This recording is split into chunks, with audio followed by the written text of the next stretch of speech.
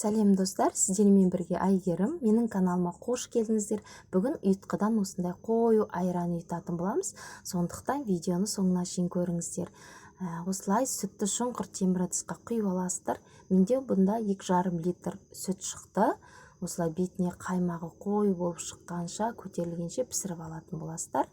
Піскеннен кейін ыстықтай құймаңыздар, міндетті түрде кішкене ғана жылы болса болғаны. Осылай мен 2 литр банкілерге құйып тастаймын, себебі холодильникке қойғанға ыңғайлы, мынандай шұңқыр ыдысқа қарағанда. Осылай барлығын құйып аласыздар. Менде 2 литрден біреу және 1 литрден бір банк шықты. Мен айранды жиі ұйытамын, себебі қаладан туысқандарымыз келеді, ауылға келген соң айран, сүт ішкілері келеді. Сондықтан жиі айранды осылай ұйытып тұрамын. Енді керемет сәтті шығады. Осылай 2 литрге 3 үлкен ас қасықтан құямын айранды, ал 1 литрге 2 ас қасықтан құямын. Дәл менің рецептім бойынша жасасаңыздар, бір жасағаннан ақ сіздерде сәтті шығатын болады.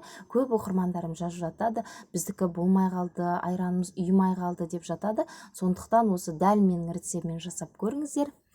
Сосын осылай банкені араластырып қозғағаннан кейін жылы плетке бір 4-5 сағатқа қойып қойсаңыз, тез-ақ үйіп шығатын болады. Қараңыздар, бетіне қаймағы шығып, сап-сары болып үйді, қою болып. Сіздерде ұйытқы болмаса, мысалы қалада тұратын кісілер ұйытқы болмаса, биостан, йогурттан немесе сметаннан жасасаңыздар болады. Дәл осылай 3 ас қасық қосып, керемет үйіп шығатын болады. Каналыма тіркелмеген болсаңыздар, тіркеліп, подписацияны басып, жанындағы қоңыраушаны баса кетіңіз. Менің салған видеоларым сізге бірінші болып көрінетін болады. Осылай қазақша контенттің дамуына үлестеріңізді қосып, осы менің каналымды қолдап кетіңіздер. Жаңадан жүргізіп жүрмін, сондықтан менімен бірге болыңыздар. Алдағы уақытта сіздерге қолжетімді заттардан жасалатын рецепттерді жиі салып тұратын боламын.